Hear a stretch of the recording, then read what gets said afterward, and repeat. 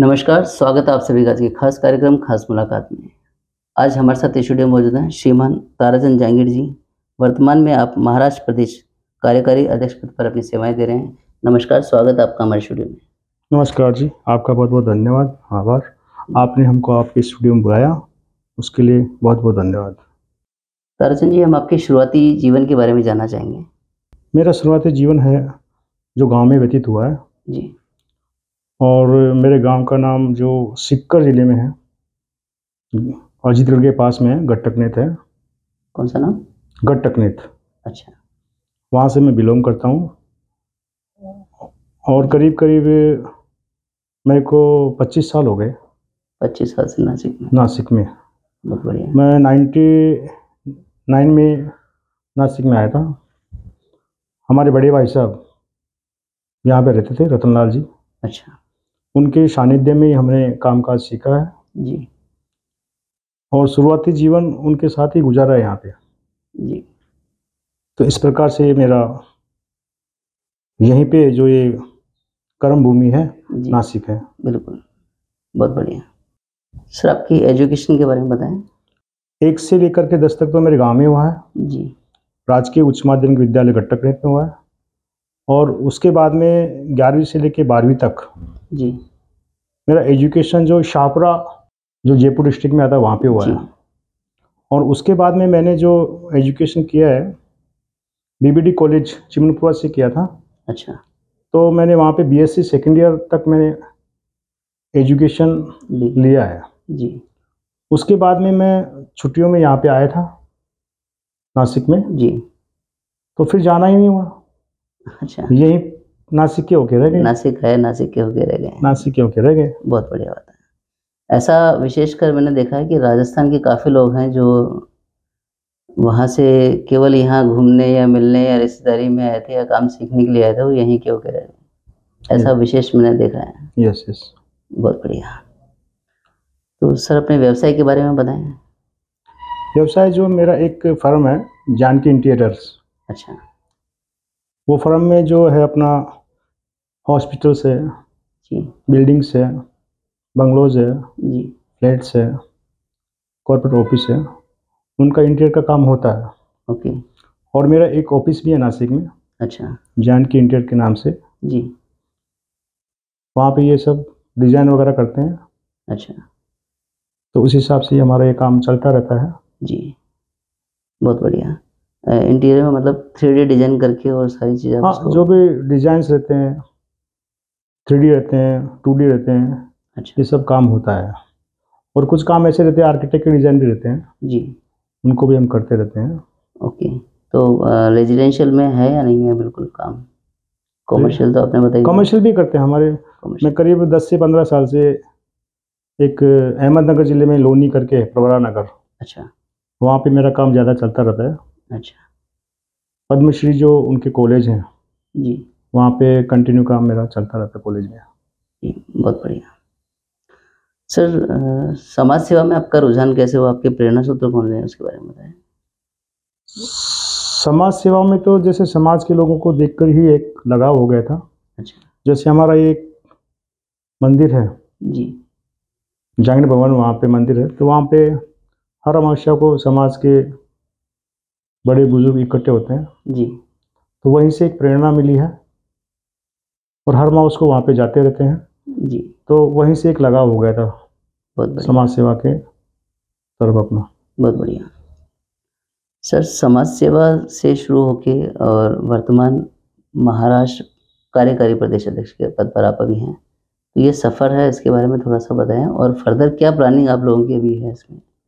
ये जो महाराष्ट्र प्रदेश में आप जो बता रहे मुझे, जी। इसमें जो हमारे जो राष्ट्रीय प्रधान नेमीचंद जी, जी। जो अमर प्रधान के नाम से जाने जाते हैं, बिल्कुल। तो उनके सानिध्य में ही ये हमारा सब कुछ जो प्रदेश की तरफ रुझान हुआ है। जी। तो उनके 1-2 मीटिंग्स थे नासिक में जी। और महाराष्ट्र में। तो हमारे कुछ मित्र लोग हैं, उनके साथ में हम गए थे। जी। तो उनको देखकर ही मेरे मन में एक विचार आया था, तो क्यों ना हम एक प्रदेश लेवल पे समाज की सेवा करें। बिल्कुल। और ये करीब 5-6 साल से मैं प्रदेश की जो कार्यकारिणी है, जी चाहे वो कार्यकारिणी रोहतास जी की हो या वर्तमान में श्रीमान नानूराम जी की हो, उससे जुड़ा हुआ हूँ। और करीब करीब महाराष्ट्र में हर शहर में मैं जा चुका हूँ बहुत समाज सेवा के नाम से। बहुत बढ़िया सर। ऐसा है। और फर्दर क्या प्लानिंग है आप लोगों की, इसके ऊपर थोड़ा सा बताएं। फर्दर हमारा भी यही प्लानिंग है कि जो प्रदेश सभा भवन जी जो महाराष्ट्र में अभी तक नहीं बना है जी और काफ़ी सालों से जो एक प्रोसेस में है, जी तो समाज के लोगों को अभी भी उस प्रदेश सभा भवन की कमी महसूस हो रही है। बिल्कुल। वो कमी को पूरा करने के लिए हमारी जो वर्तमान प्रदेश कार्यकारिणी है वो कटिबद्ध है। बहुत बढ़िया। तो वर्तमान कार्यकारिणी का जो अभी तक प्लानिंग चल रहा है, करीबन 1.5 साल से हम पूना को लेकर के आश्वस्त हैं। और अभी जो नासिक जिले में जो त्रैमासिक मीटिंग हुई जी और जिला सभा समिति हुई, जी उसमें निर्णय ये लिया गया है कि जो प्रदेश सभा भवन है जी वो नासिक में बने, बहुत क्योंकि बढ़िया। नासिक एक पुण्य नगरी है और यहाँ पे आने वाले समय में 2027 में महाकुंभ का आयोजन है। बिल्कुल। नेक्स्ट। यहाँ पे समाज के काफ़ी समाज बंधु आते हैं, जी चाहे राजस्थान से हो, गुजरात से हो, जी हरियाणा से हो, दिल्ली से हो, बिल्कुल। सभी लोग आते हैं।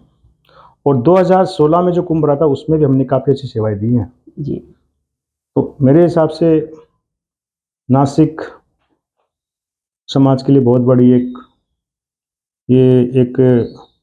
आवश्यकता है। और जो मेन तो सबसे बड़ी बात यह है कि प्रदेश महासभा का जी जो आप उद्गम बोल लो या जन्म बोल लो, नासिक। वो नासिक से हुआ है। बिल्कुल।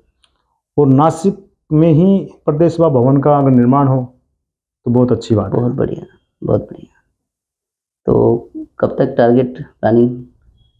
टारगेट अभी बात हुआ है कि करीब 1 से 2 महीने में जमीन का। जांगीर समाज जो है जी वो जमीन का व्यवस्था करेगा। जी अगर वो 1-2 महीने मिल जाती है तो श्री नानूराम जी और प्रदेश कार्यकारिणी ने आश्वासन दिया है जी कि जल्दी यहाँ पे एक भव्य प्रदेश सभा भवन का निर्माण चालू हो जाएगा। बहुत बढ़िया, हमारी बहुत बहुत शुभकामनाएं आपको। बात करते हैं सर, समाज बंधुओं के नाम आप क्या संदेश देना चाहेंगे इस पर? समाज बंधुओं के नाम यही संदेश है कि समाज एक सीढ़ी है ऊपर चढ़ने की। अगर वो सीढ़ी पे हम लगातार चढ़ते रहेंगे तो हमारी जो एक मंजिल है हम उसको पा लेंगे। बिल्कुल। और नासिक जांगीर समाज के बंधुओं से मेरा यही निवेदन है कि अगर आप एक रहेंगे और समाज का साथ देंगे तो हमारी नासिक जांगीर समाज के लिए ये बहुत अच्छा रहेगा जी और एक भव्य और दिव्य जो हमने प्रादेशिक भवन का सपना देखा है जी वो पूरा होगा। तो सभी से निवेदन है कि हमारे साथ आप कदम से कदम मिला करके सहयोग करें। सर, समाज बंधुओं के बाद में बात आती है आज के युवाओं के लिए, तो युवा पीढ़ी के नाम आप क्या संदेश देना चाहेंगे?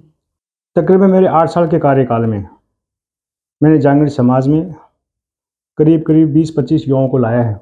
अच्छा, जो कि बहुत अच्छा कार्य कर रहे हैं बहुत बढ़िया। और काफ़ी सहयोग भी करते हैं और काफ़ी भागदौड़ भी करते हैं। जी तो उनका जो कार्य है और उनका जो समाज के प्रति समर्पण है जी वो काफ़ी अच्छा है। बहुत बढ़िया।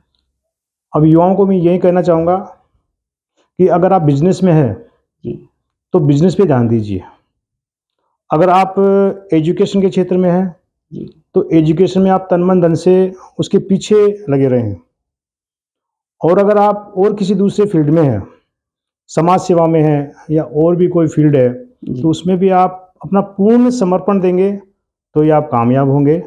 जी और समाज में आजकल जो ये इंटरकास्ट का या अंतरजातीय जो विवाह का चालू है, तो मेरा कहना ये है कि आप इस जो ये अंतरजातीय विवाह है इससे जितना आप दूर रहेंगे उतना समाज के लिए भी अच्छा रहेगा जी और अपने खुद के लिए भी अच्छा रहेगा। जी बहुत बढ़िया। तो उस दिशा में अगर आप चलेंगे तो अच्छा रहेगा, और अपने माता पिता का भी जो नाम रहेगा आप उसको आगे अच्छा लेके जाएंगे।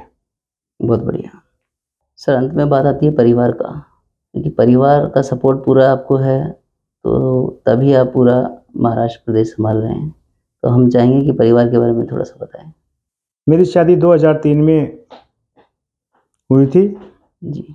नीम का थाना जो हमारा क्षेत्र है वहाँ पर,